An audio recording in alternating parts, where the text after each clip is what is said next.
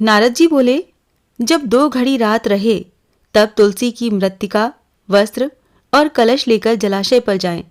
कार्तिक में जहां कहीं भी प्रत्येक जलाशय के जल में स्नान करना चाहिए। गर्म जल की अपेक्षा ठंडे जल में स्नान करने से 10 गुना पुण्य होता है। उससे 100 गुना पुण्य बाहरी कुएं के जल में स्नान करने से होता है। उससे अधिक पुण्य बावड़ी में और उससे भी अधिक पुण्य पोखर में स्नान करने से होता है। उससे 10 गुना झरनों में और उससे भी अधिक पुण्य कार्तिक में नदी स्नान करने से होता है। उससे भी 10 गुना पुण्य वहां होता है जहां 2 नदियों का संगम हो, और यदि कहीं 3 नदियों का संगम हो तब तो पुण्य की कोई सीमा ही नहीं। स्नान से पहले भगवान का ध्यान करके स्नानार्थ संकल्प करना चाहिए। फिर तीर्थ में उपस्थित देवताओं को क्रमशः अर्घ्य, आचमनीय आदि देना चाहिए। अर्घ्य मंत्र इस प्रकार है। हे कमलनाथ, आपको नमस्कार है। हे जलशयी भगवान, आपको प्रणाम है। हे ऋषिकेश, आपको नमस्कार है। मेरे दिए अर्घ्य को आप ग्रहण करें। बैकुंठ, प्रयाग तथा बद्रिकाश्रम में जहां कहीं भगवान विष्णु गए वहां उन्होंने 3 प्रकार से अपना पांव रखा था। वहां पर ऋषि, वेद, यज्ञों सहित सभी देवता मेरी रक्षा करते रहें। हे जनार्दन, हे दामोदर, हे देवेश, आपको प्रसन्न करने हेतु मैं कार्तिक मास में विधि विधान से ब्रह्म मुहूर्त में स्नान कर रहा हूँ। आपकी कृपा से मेरे सभी पापों का नाश हो। हे प्रभु, कार्तिक मास में व्रत तथा विधि पूर्वक स्नान करने वाला मैं अर्घ्य देता हूँ। आप राधिका सहित ग्रहण करें। हे कृष्ण, हे बलशाली राक्षसों का संहार करने वाले भगवान, हे पापों का नाश करने वाले, कार्तिक मास में प्रतिदिन दिए हुए मेरे इस अर्घ्य का कार्तिक स्नान का व्रत करने वाला फल मुझे प्राप्त हो। तत्पश्चात विष्णु, शिव तथा सूर्य का ध्यान करके जल में प्रवेश कर नाभि के बराबर जल में खड़े होकर विधि पूर्वक स्नान करना चाहिए।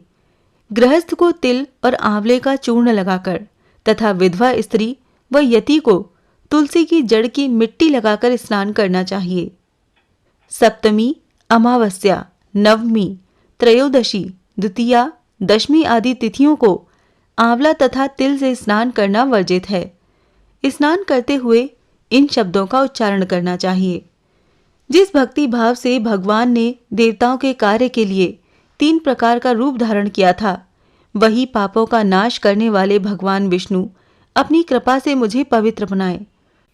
जो मनुष्य भगवान विष्णु की आज्ञा से कार्तिक व्रत करता है उसकी इंद्र आदि सभी देवता रक्षा करते हैं। इसीलिए वो मुझको पवित्र करें।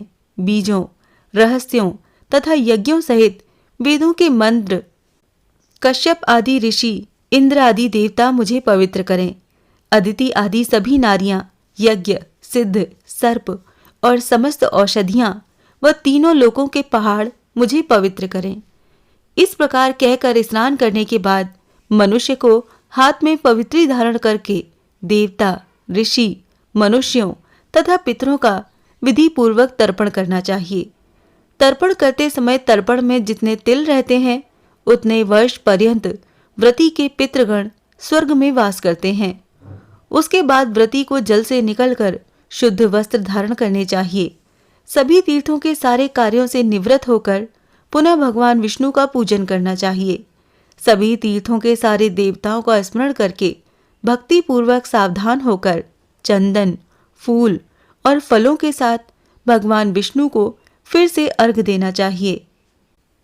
अर्घ्य का मंत्र इस प्रकार है। मैंने पवित्र कार्तिक मास में स्नान किया है। हे विष्णु, राधा के साथ आप मेरे अर्घ्य को ग्रहण करें। तत्पश्चात चंदन, फूल और तांबूल आदि से वेद पाठी ब्राह्मणों का श्रद्धापूर्वक पूजन करें और बारंबार नमस्कार करें। ब्राह्मणों के दाएं पांव में तीर्थों का वास होता है, मुंह में वेद और समस्त अंगों में देवताओं का वास होता है। अपने कल्याण की इच्छा रखने वाले मनुष्य को इनका न तो अपमान करना चाहिए और न ही इनका विरोध करना चाहिए। फिर एकाग्र चित्त होकर भगवान विष्णु की प्रिय तुलसी जी की पूजा करनी चाहिए। उनकी परिक्रमा करके उनको प्रणाम करना चाहिए। हे देवी, हे तुलसी, देवताओं ने ही प्राचीन काल से तुम्हारा निर्माण किया है और ऋषियों ने तुम्हारी पूजा की है। हे विष्णु प्रिया तुलसी, आपको नमस्कार है। आप मेरे समस्त पापों को नष्ट करो।